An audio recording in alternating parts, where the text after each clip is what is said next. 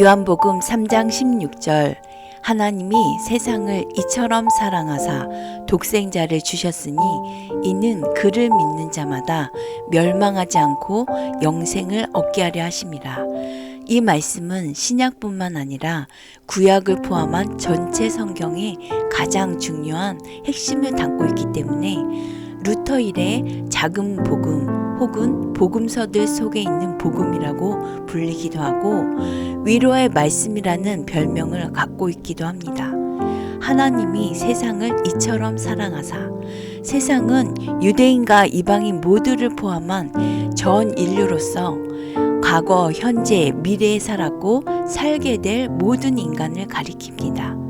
하나님의 사랑은 흔히 유대인의 전통적 사고방식대로 이스라엘에게만 제한되지 않고 모든 인류에게 미칩니다.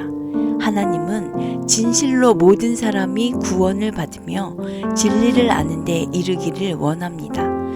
또한 자기 희생적인 신적 사랑에 해당하는 헬라어 아가페는 복음서에서 가장 숭고한 사랑을 말합니다.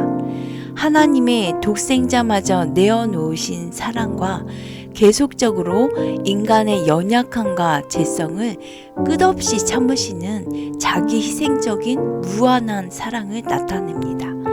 이런 하나님의 사랑은 독생자 예수를 주시고 십자가에 못 박음으로 절정에 이르게 된 것입니다. 이처럼 사랑하셨다는 것은 헤아릴 수 없이 영광스러운 사랑으로 영원전부터 보여주시고 십자가에서 처절하게 피 흘려 죽으시기까지 구체적으로 드러난 엄청나고 큰 사랑입니다. 독생자를 주셨으니 하나님께서 성도들에게 헤아릴 수조차 없이 많은 것들을 주셨습니다. 하나님은 그런데 왜 우리에게 독생자를 주신 것일까요? 그것은 우리가 죄와 허물로 죽을 수밖에 없는 존재였기 때문입니다.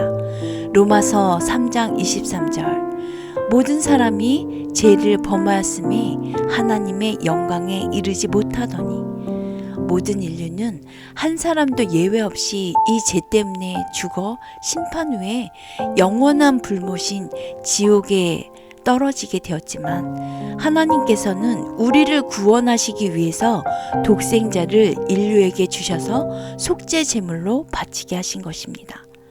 멸망하지 않고 영생을 얻게 하려 하십니다. 예수 그리스도를 믿으면 멸망치 않고 영생을 얻게 됩니다. 멸망과 영생의 중간 단계는 없습니다.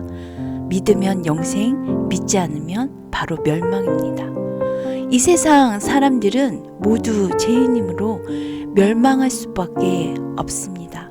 그런데 하나님께서 보내신 그 독생자 예수 그리스도를 믿는 자는 구원을 받는다는 것입니다. 영생을 얻게 된다는 것입니다. 이 말씀을 믿고 그대로 따른다면 우리 인생은 지옥의 운명에서 구원받고 천국 백성으로 인도된다는 것이죠.